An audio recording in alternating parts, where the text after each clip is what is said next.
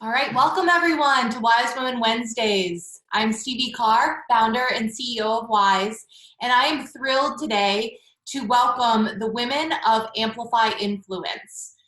As you know, we've been kicking off here with Wise in the new year with really looking at how we can start to amplify our own voices in pursuit of the intentions that we've laid for ourselves. And Whitney Ellison is a face that has obviously really stepped into our Wise world and as a founding member, as well as a business owner that we're supporting here in the community. She is teamed up with Maggie, Gough, who we've also heard from before, the owner of Realize Wellbeing. And the part that I'm the most excited about with this combination of their two powers is that I really firmly believe that this is where a partnership and stepping into the role and purpose that you're trying to achieve really allows for you to be better and go further together. And the power of partnership is the part that is really Wise is all about. It's about creating community and driving influence through, being a force of togetherness. And so the rules of the road today are make sure that you're on mute so we don't hear any background noise. We really want to give Maggie and Whitney the opportunity to share what they want to say today. But on the converse, if you have something that you want to share, please put it in the chat. Go off of mute if you have something burning and you want to dive in. We want this to be interactive. We'll have Maggie and Whitney chat for probably until around 12:30, 12:45-ish. And then once we get into that, we'll do some Q&A and then talk about some upcoming events. I want you today to think about when you're going through this, what is your intention coming out of today? And I want you to think about what you're trying to get out. If it's just, hey, I'm trying to pass the time over lunch and I just want to hear something really inspirational, I want you to make sure that you leave looking for that. And if it's, I really am looking for a way to really achieve my purpose and goals through this next year, you might want to lean in a little closer and really engage today. So I will let these wonderful women take it away. Whitney and Maggie, thank you so much for joining our community today. I really, really appreciate the time. And you're both on mute right now, so whenever you come off of mute, that would be super awesome. Yeah. Great. Can you hear me? I can hear you. Check, 1, 2, 3. Maggie, I'll let you go first. Go ahead. Okay, so thanks so much for having us. We're really excited to be here, and you mentioned, Stevie, the ability to do more together, and I think in women's leadership, this is part of what makes us so much more effective in our work, is our ability to do more together and to figure out the pathways versus the boundaries that we set. So we're excited to be here and to kind of give you all the background on what this is about and how it came about. Whitney and I connected through her Enneagram work on Instagram. She was doing the interviews for moms, which are still on her Instagram if you want to check those out. And she's now interviewing entrepreneurs and their Enneagram type. So we started talking about what's the work I do, what's the work that she does. And we were talking about the challenges that we face as female entrepreneurs, about where we're really struggling. Like, we both got into the vulnerable work right away. It was like, gosh, like, I've been doing this for 5 years and I've been lonely and I've been exhausted. And Whitney shared her story. And so there was this really quick integration of what we wish that we would have had. And Whitney's background has been in the upper levels of executive work in larger corporations and helping them succeed. And so we know, both from an entrepreneurial lens and from an executive lens, the challenges that we all face and how similar our stories are about the things that we wish that we had. So from that was born this desire to help women get the things that they need at this level, because we just continue to see these same narratives and stories play out in Instagram, in our communities of women. And we wanted to figure out, how can we provide and start solving for this for women? So we developed Amplify Influence, which really is about nourishing women at the core of who they are, restoring them to their whole selves, so that in that authenticity, they can better influence and leverage their gifts that they already have, versus having to achieve more or become more. Because I don't know if this sounds familiar to any of y'all, but like the number of times that I would seek mentorship and somebody would say, oh, well, you just need to do more and more and more. And I was like, I've been hustling for 4 years now. Like, you're going to move the goal line again? Like, at what point is it like I've earned my seat at the table, you know? So that's really the heart of this work, and we wanted to share it. And I'm going to pass it over to Whitney, who's going to talk specifically about the way in which we can leverage the Enneagram to really get to the heart of who we are.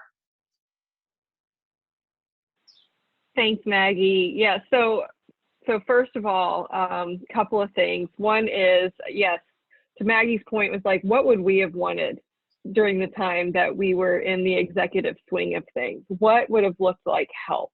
And not just help in some kind of like bottled up formula that we're supposed to just kind of assign to ourselves, but in a way that molds to who we are, to that authenticity, and to acknowledging and recognizing us as the powerful women that we are and that we were born to be. And not only that, but like really the big need was also the power of a squad, right? And so I think, we've tried to incorporate a lot of that into this program as well, which is why it's curated for 10 to 12 women. And we'll get into that in a little bit. But in terms of how the Enneagram and that work really enhances this program, I want to go back to something that I have heard repeatedly for these past few weeks in different panels and groups and meetings that I've been in, that I think would resonate with most of the people on this Zoom call. And that is the phrase, well, I work in a male-dominated industry, right? And I was talking to Maggie and I was like, what industries aren't male-dominated? Nursing, teaching, wellness. Have I missed any? Right? Okay.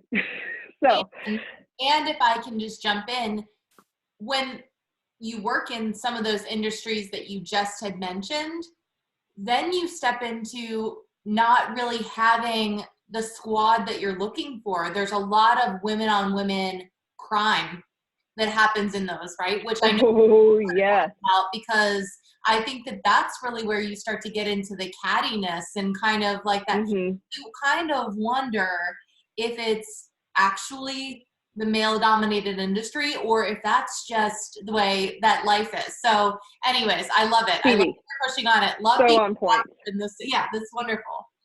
And I'll so add, on point. Whitney, I'm going to add, I'm in wellness. I'm in a female-dominated industry, and at just last year was the first time ever we had 50% of women speaking at the national conference. So female-dominated industry, but no one at the top who was female. That's incredible. Yes. Yes.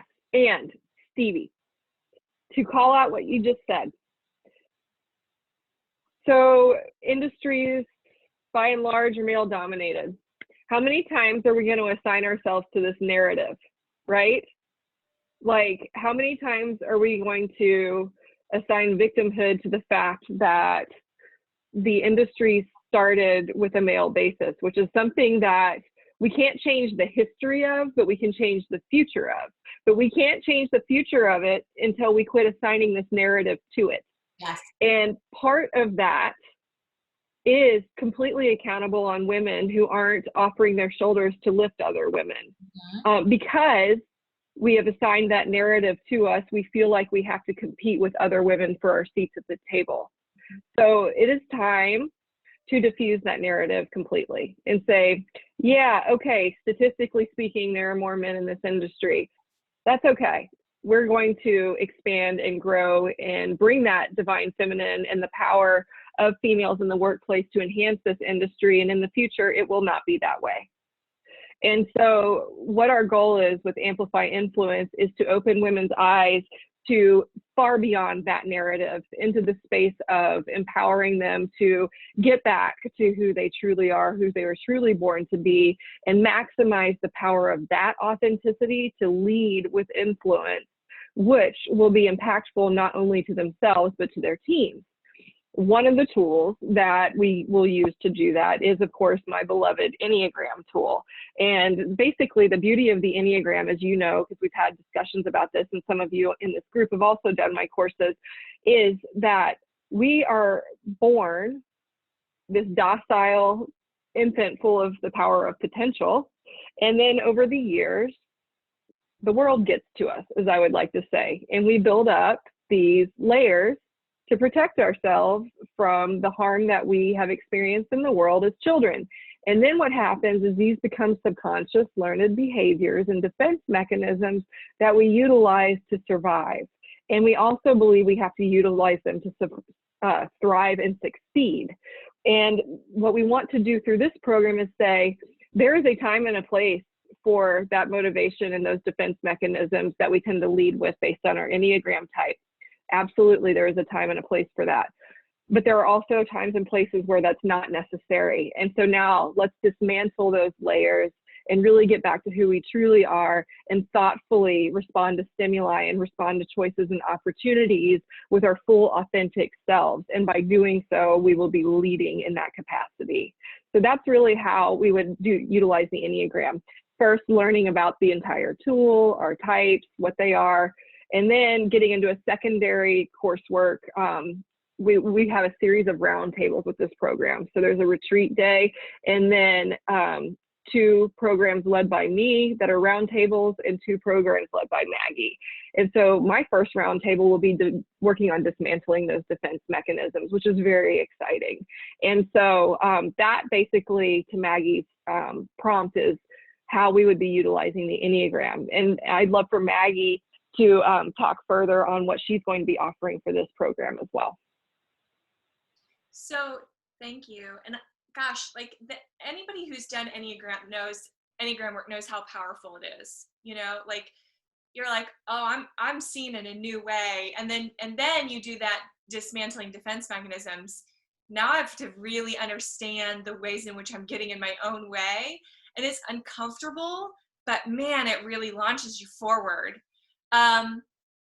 So my background is in corporate wellness. I look at organizations and how they support the whole person, but also what individuals really need when it comes to their well-being.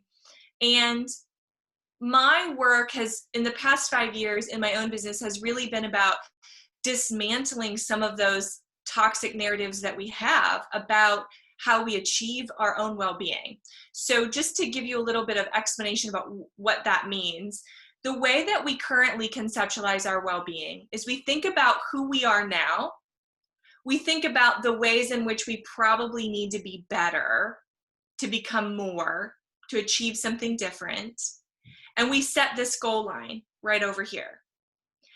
And so we're here and our well-being is over here.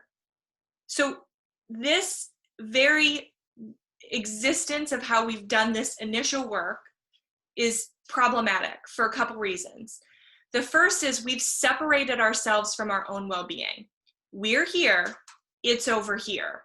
And so therefore, we don't even get to access it. So when you think about female leadership, you're solving for so many other problems for other people. You're trying to take good care of yourself, but you now have to solve for so many other problems to get to your well-being. And that in and of itself can be really harmful. The second way that this doesn't work for us is it behaves as if it occurs in a vacuum. where only our own personal behaviors keep us from getting to our goal line. So when we conceptualize our well-being, it's our own personal behaviors, our lifestyle habits that are keeping us from that.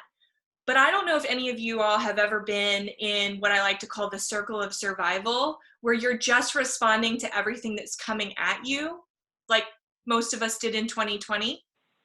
Hashtag 2020. Right. When you're in that life, in that moment, and we have seasons like this, the ability to think through achieving more to access your well-being just doesn't work anymore. And so the reality is we can conceptualize our well-being differently. So what I teach is that your well-being is like a light that you hold inside of yourself. And there are things that amplify that light and things that diminish that light, things that are inside of your control and outside of your control. And when we begin to think about our well-being in that way, we can begin to restore our whole self, which is different than chasing the next achievement, right? And there are times for strategic growth. There are times when you recognize that your own behaviors aren't lending themselves to, the best existence for yourself. Fair. But there are also times when we have got to steady the foundation first before we can lean into that next work. So for me, getting people to their authentic selves is to allow them space to give themselves permission to be okay as they are now, and to recognize that not everything that they're dealing with is a function of their own personal behavior, and that we can nourish ourselves and become whole so that then we can show up and lead authentically because we know what we look like when we're whole.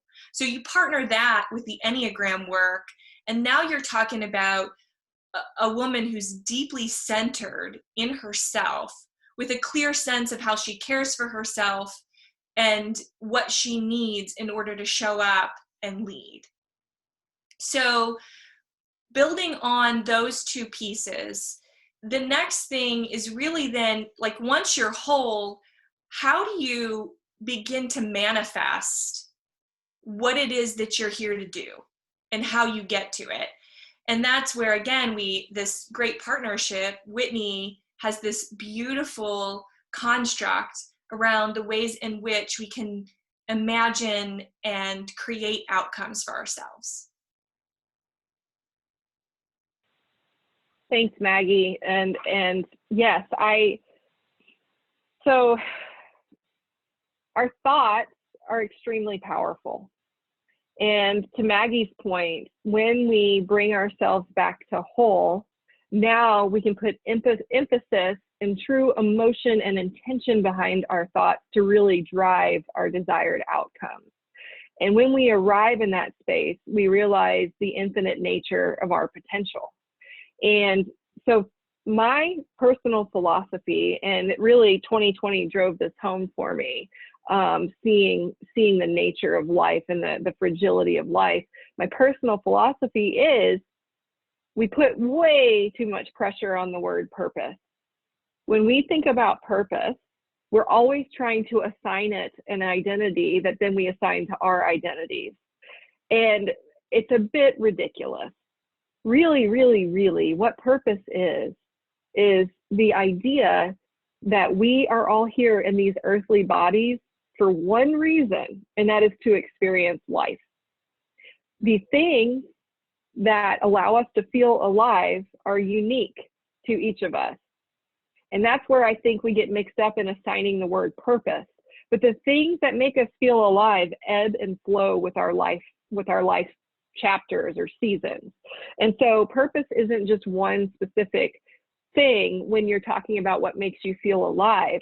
Purpose ebbs and flows with the seasons of our life. And when we start to recognize that, we begin to be able to make mindful choices and redirect our energy to that which makes us feel alive, to that which gives us the spark or the charge.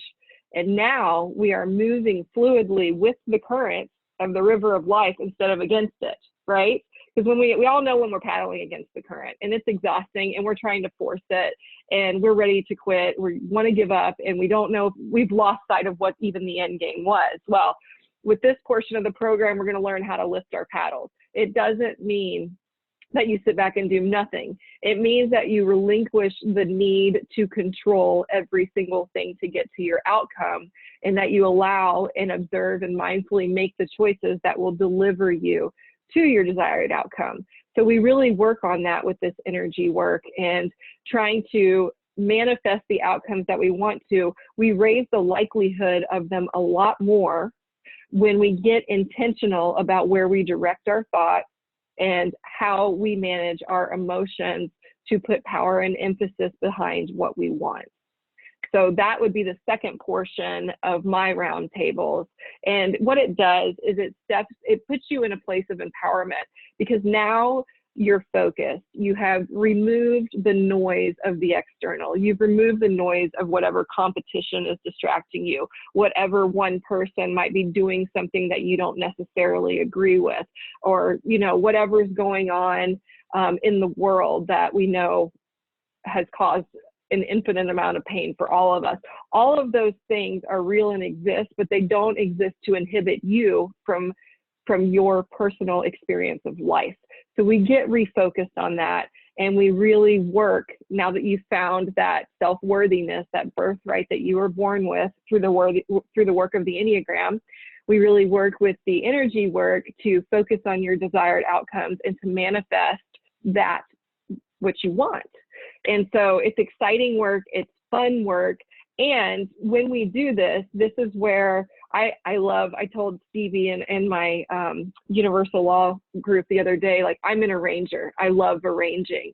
This is the fun stuff for me. This is where Maggie will be doing this too in her own way, but this is where I work to facilitate building a squad for you and just really getting you connected to like-minded women that are going to have your back in the good and the bad.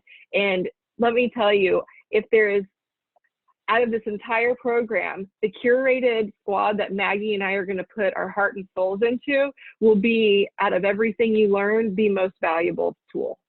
Well, so that's a little, go ahead, Stevie. Just jumping in on that, I want to just share an anecdote from this, because I know that we are very fortunate to like be a part of like this kind of powered pursuit squad that we put together. But I think that I was on a call with somebody that I won't name, but for privacy's sake, but having the discussion of them sharing with me like their vision for their life. And they said, now I wouldn't share that with this other group because I'm afraid that I'll be judged and that I'll be, you know, that they won't understand. But I'm willing to share this with you because I've built trust, I've built respect, and I know that you understand, you can support. And I always say this, but I'll say it again, because I think that you can never underestimate the 5 people that are closest to you.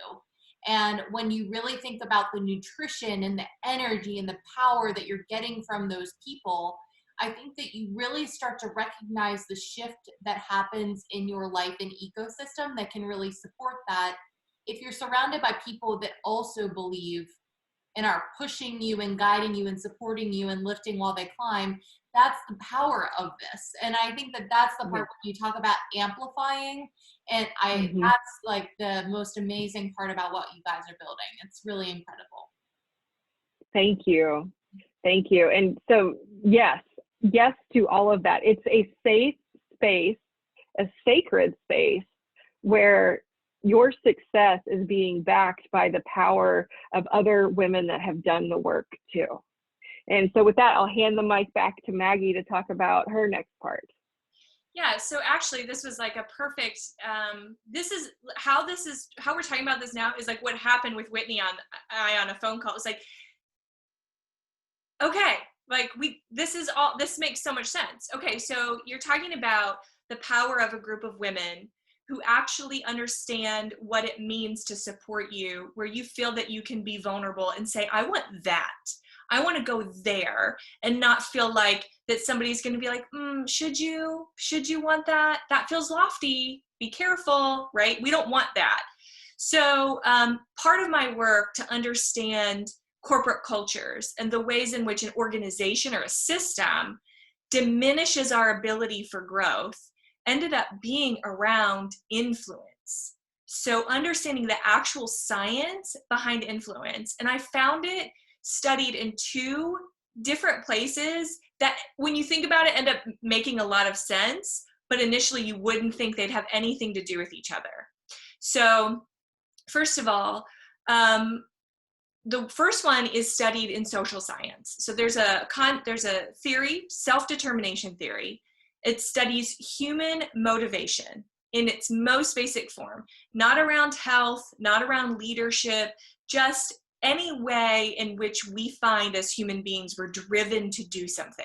Okay, so within that theory, they've actually studied how do people become motivated when it wasn't something they originally valued. And what they discovered is that we will adopt behaviors that are endorsed by those closest to us. Okay, so when let's imagine that every day, let's imagine it's not a pandemic, and every day we all have lunch together, and 5 of us end up talking about the food that we packed and the recipes that we tried and where we got this really good fruit at a good deal and the latest sale at Jungle Jim's or Trader Joe's, whatever. And the rest of us are usually order in. Over time, because of those 5 women endorsing that healthy behavior, the rest of us would begin to adopt that. And so that is the power of influence. So if we can bring a group of women together and first say each of you individually is going to become restored and understand your whole self, and then tap into your energy and where you want to go. Now, let's build the influence piece. First of all, you will have already influenced each other at that point, right? Through that work you're doing. So now that we're all here and we have each other and we don't have to risk our belonging to meet that next goal, now what is it we're going to go create? So here's what happens. Well, let me back up. So there's the second piece. The other place I found this was actually in the marketing industry. So the marketing industry understood that word of mouth marketing is 4 times more effective than, say, a commercial. The company saying, this is why we're good and this is why you should buy it. If they can get somebody to say, I have an iPhone and I love my iPhone, that they will have 4 times a greater effect at shifting purchasing behaviors of the people who heard that than in the commercial that they created. So they also studied influence, and basically they call it micro influence versus it's called autonomous extrinsic motivation with the social scientists because they love big words. But all of this boils down to misery loves company. Turns out the science bears out that is true. This ancient wisdom that misery loves company is true. But then so does joy, and so does power, and so does wisdom, right? So another place where I found this was in an ancient Greek term, exousia. And what it means is that we grant authority to people who lead from the core of themselves. So without even realizing, have you ever had somebody that you're like, I don't know what's going on with that person, but I want to know what they know? That person is leading with exousia, right? So what we want to get all of you to do is to lead with this ancient wisdom of your greatest internal self, with the power of the team around you so you don't have to risk your belonging to do it. And we know that when that happens, it's like magic. So rather than telling women, here's another program, a new thing for you to learn, another goal to meet, this is an entire program to say, we know that when you deepen into yourself, you will access your deepest potential. That's what we're going to do. I think that that's so powerful when especially you think about your metaphor. I remember it's probably been 9 months or so since I first came upon this metaphor with you of the light inside of you. It's either glowing or dim. But I think that when you do meet those people that are so congruent with their own values and really understanding kind of where they're going, it's not tunnel vision. It's that they just aren't distracted from their journey the way that I think so many of us are searching along the way and looking for context clues and reading horoscopes and like hoping. There's nothing wrong with horoscopes, but like, I mean, I remember being in that place in my life where I was like, show me a sign. Like, what am I supposed to be doing here? And I think that the power of harnessing your light and allowing for you to really channel it in the direction, it's just going to get you so much further faster. I want to talk just for a minute about the mechanisms that we put in place, that we can put in place to help to deter from life's distractions, I guess, because I think that that's something that you guys are really going to help not only develop the philosophy, but then give real tools to put into place. And as Maggie, you said, we're surviving right now, so many of us, and just feel like we're just under the water surface, like peeking up for air sometimes. I think that if we can understand the tools of just even taking that first step to say, there's dry land right there. It's right, there's an island, it's right there. All you got to do is pull yourself out. I know that it's not that simple, but just understanding how do we start to eliminate those now, so when we step into this program, we're ready to go. I think when you say like, how do we respond to life's distractions, or how do we deal with them? I think that the answer is that we show up for them. So one of the things that's been awesome between Whitney and I, as we've developed this program, is our ability to lean into the things that we want to offer other people for each other. So we are just surviving. And, you know, I would say, okay, I'm going to take this piece of it. I'm going to work on this marketing or this language to get over here. And she'd say, okay, I'm going to work with the brand designer and these pieces over here. And then inevitably, both of us would say, I'm headed to the doctor because one of my daughters stuck a Q-tip in my other daughter's ear when they were supposed to be sleeping in bed. And now I have a burst eardrum thing. And like, that just happened in my day. And Whitney's like, and I just like need to like get this last thing done because it's just overwhelming me.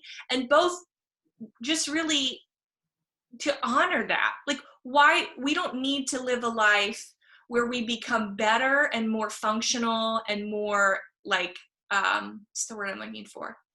Like, we are already like we recognize we're already high functioning women. Yes. So what we actually need is the opportunity to say, this will come together. Breathe. I've got you. And again, back to the power of not risking your belonging by being able to honor your whole self. That's it.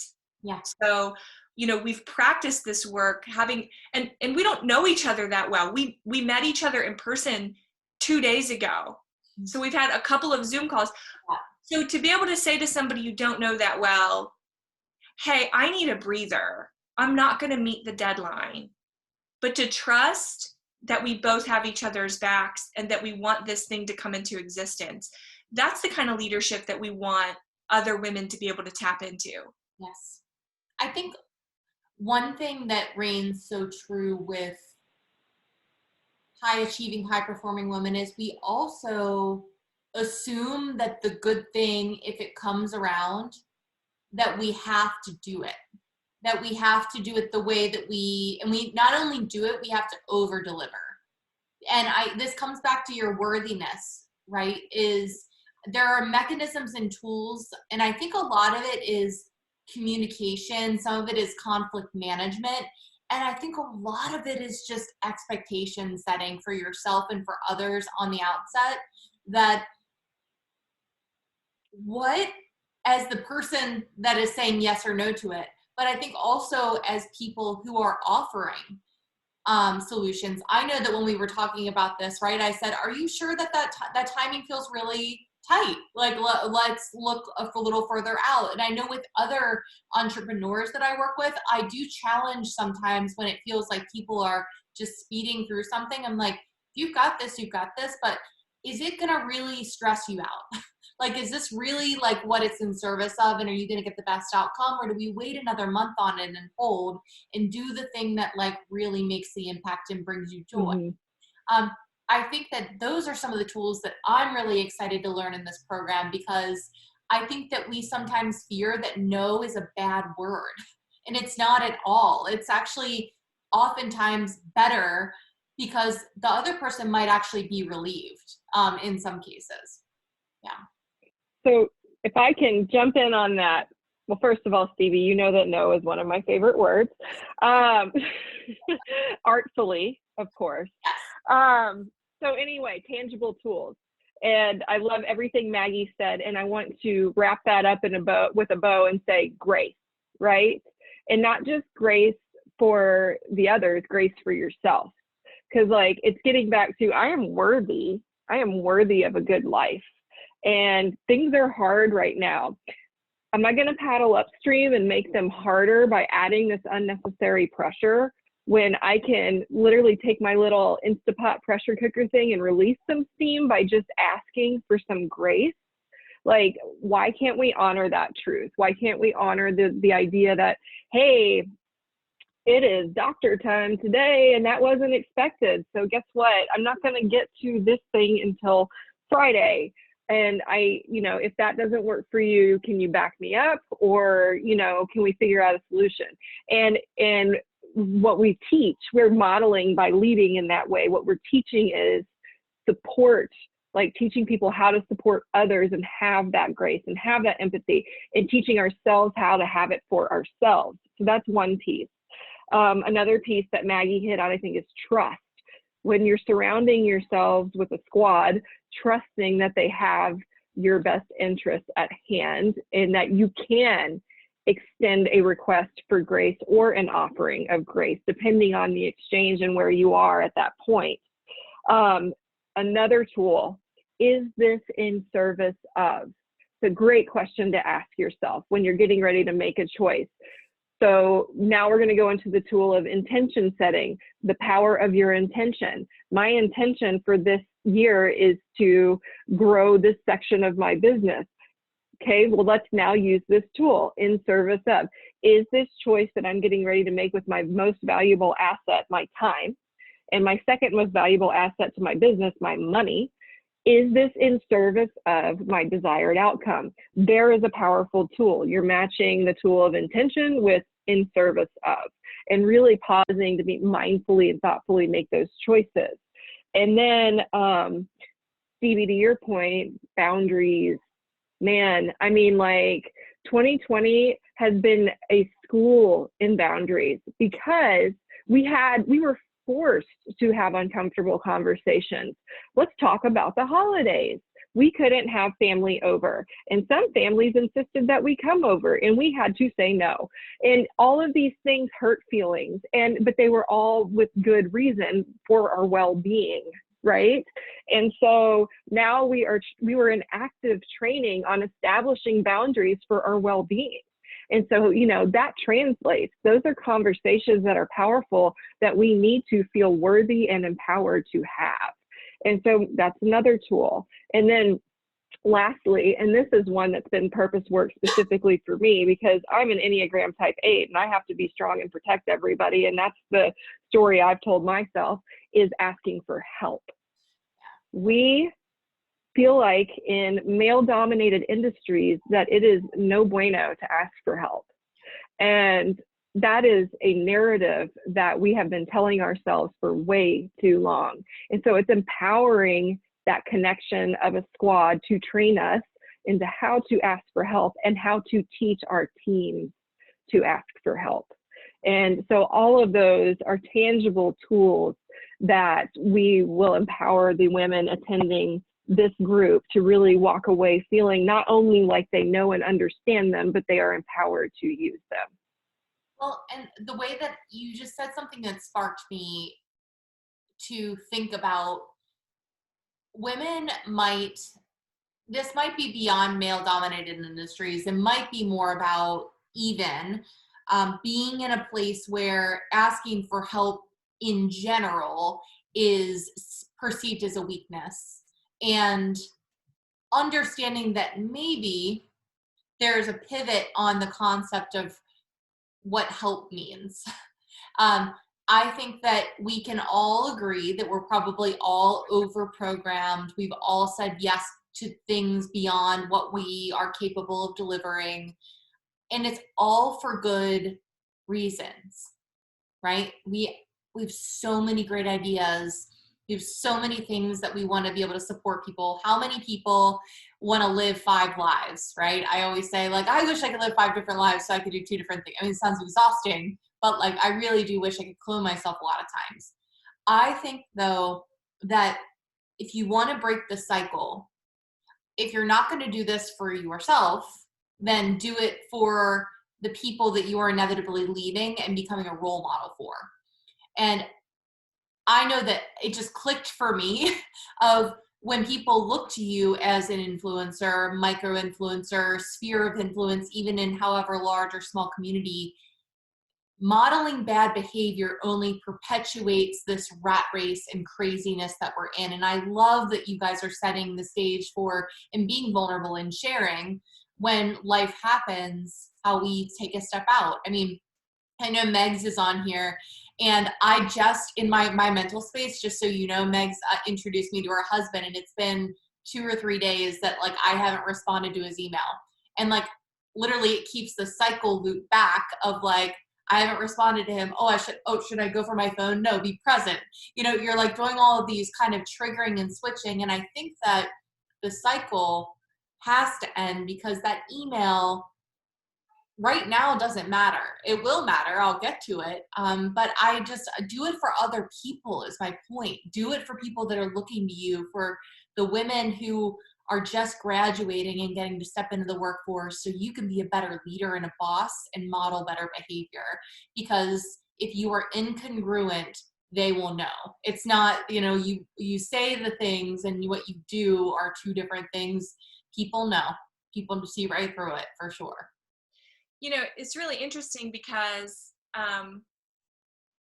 one of the ironies is that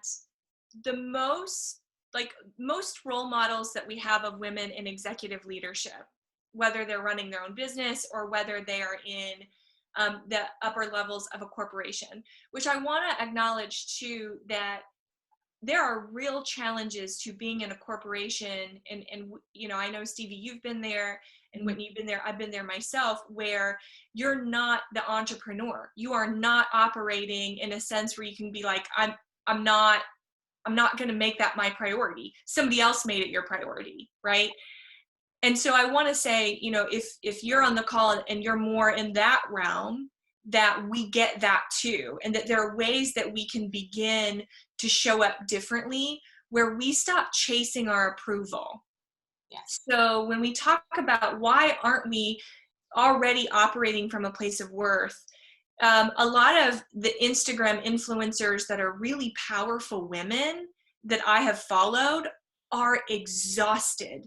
The lifestyle that they lead seems wildly and massively unsustainable to me. Mm-hmm. And so in 2019, I started to really see this as something that was boiling in me, where I was like, this is so frustrating that we don't have better female leaders who are modeling that they said no, right? So, you know, in the comments, it says, Maggie mentioned, I read yesterday, Brene Brown says no to 80% of her speaking offers.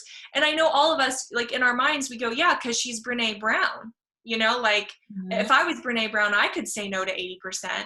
But I think that we've got to get better right here, right now, understanding how we stop chasing our seat at the table.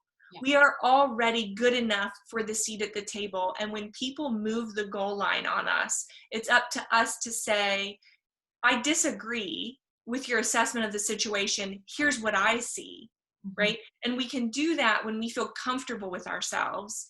And that's really, again, it's back to the beginning of this conversation, which is when we can access our deepest selves, we can access our deepest potential. And I think for myself, it's been such a tremendous learning to start behaving, to stop chasing. Yes. To be like, this is the work I'm going to do. This is how it's going to be. I will find the people who want to show up and work alongside me. I think especially in companies, we need leaders like that, because part of the reason you're struggling is you're playing the game. Yes. I think even teasing out, gosh, this would be such a great like small group discussion when we have more time. But the difference between complacency and I think like what's like, I don't even know what the, like that's my brain can only come up with complacency, right? And I think that that's so real of when you, we always use the term like a rolling stone gathers no moss, you know, you like are always kind of moving on to the next thing. But Whitney knows this through our Enneagram work. I mean, I think that there's a lot of us that think that we confuse activity with progress.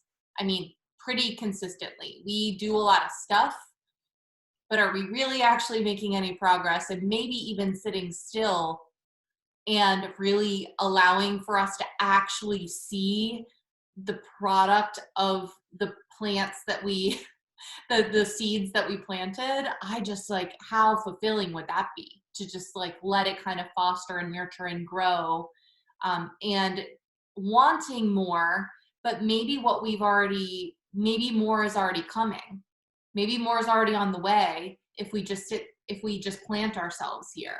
And so I'm really intrigued in kind of, I think P&G culture, and I see Jenna on here and a few other folks that know this, but like P&G culture for me, that was a part of like they recruited specifically for Enneagram 3s like myself that were consistently yearning for achievement and were willing to seek that approval like a very good golden retriever that she is, and like get the pat on the head and then be like, okay, go get the other duck, go get the ball, go. And you want more until you realize that like it's actually the game, the new, there's always a new carrot, there's always a new thing.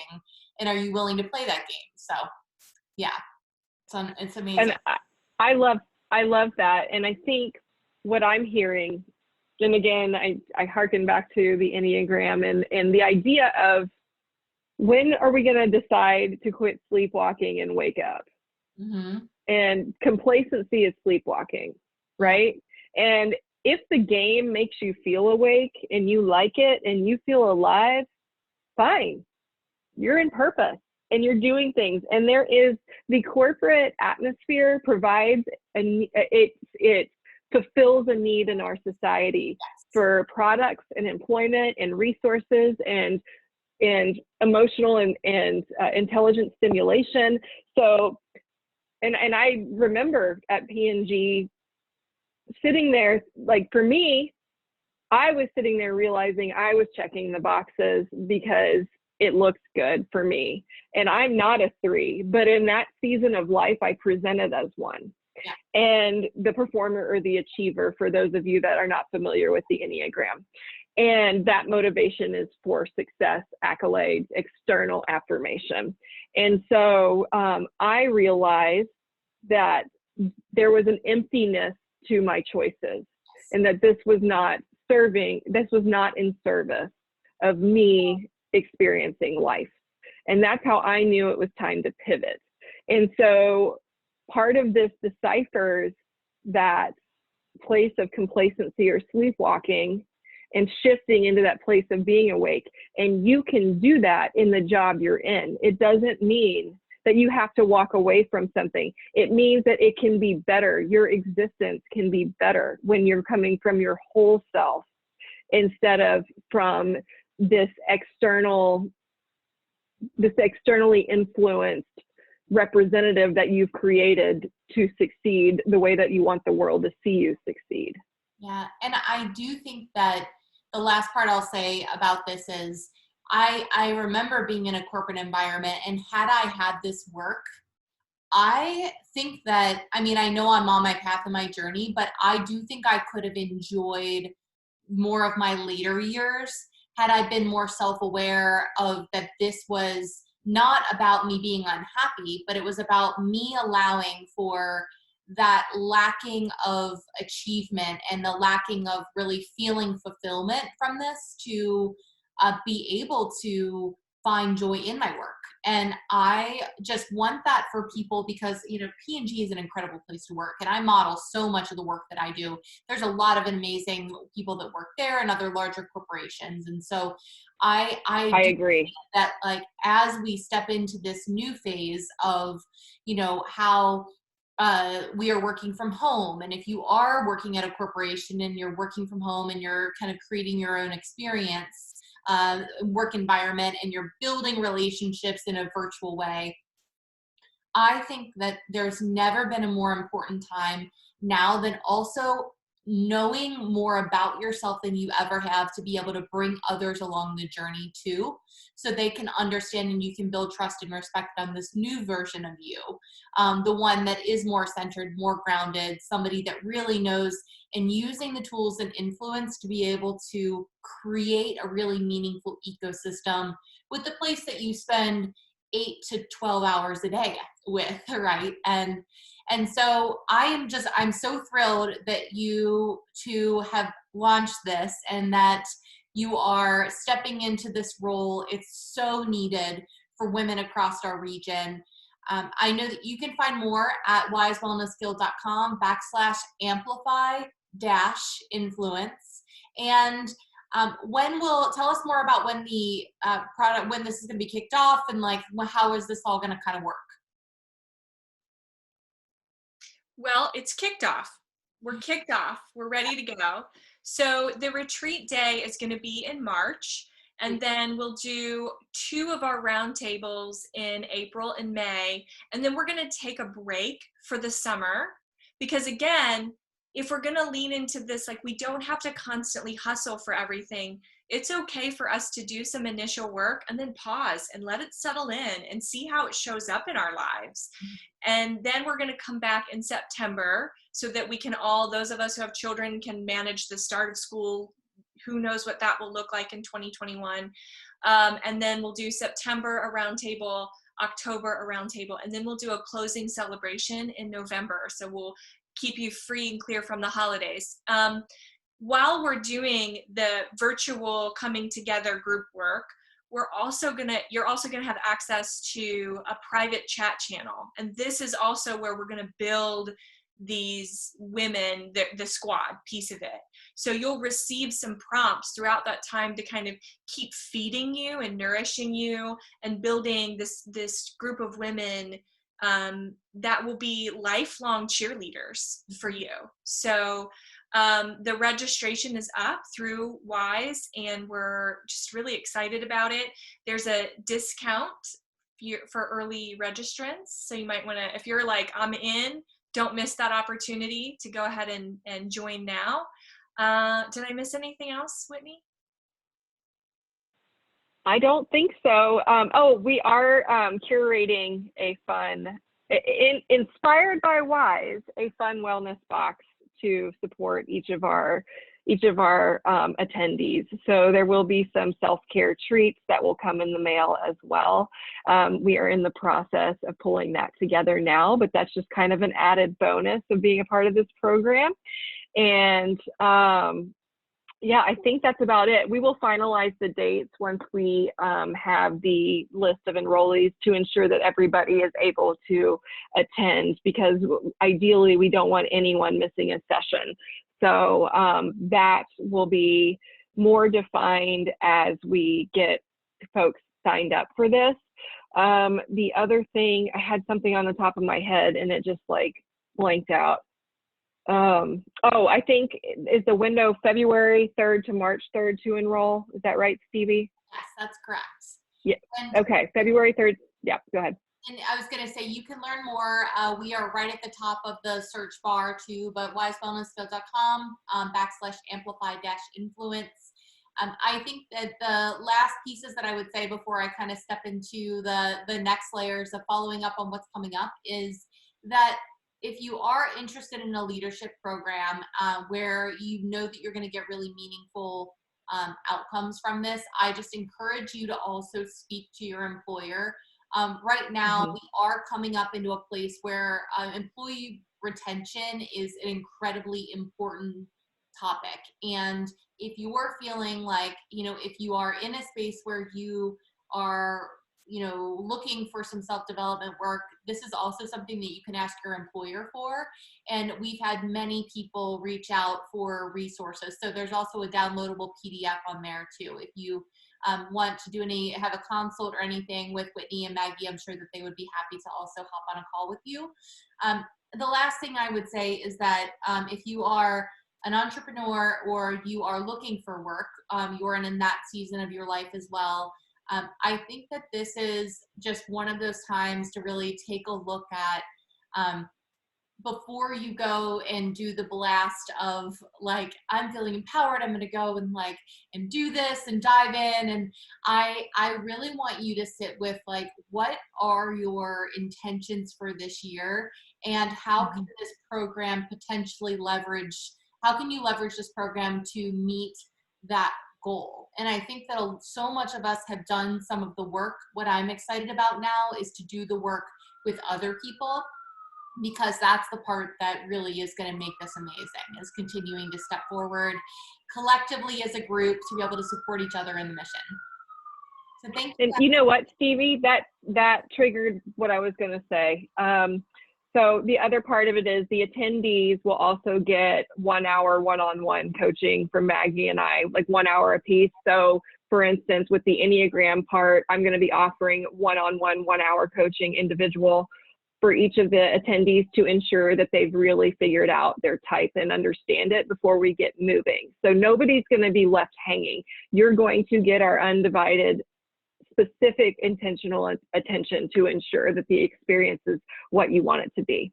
That's amazing. Well, I'm so excited about this, and I'm thrilled to be stepping into this and supporting you guys on this amazing journey. For Wise Wellness Guild, in the last minute here, I just wanted to thank everybody for spending your day with us. We know that your time is very limited. I hope that you were able to take a few things away from this, but mostly just investing in yourself and recharging. Congratulations. It's a huge accomplishment.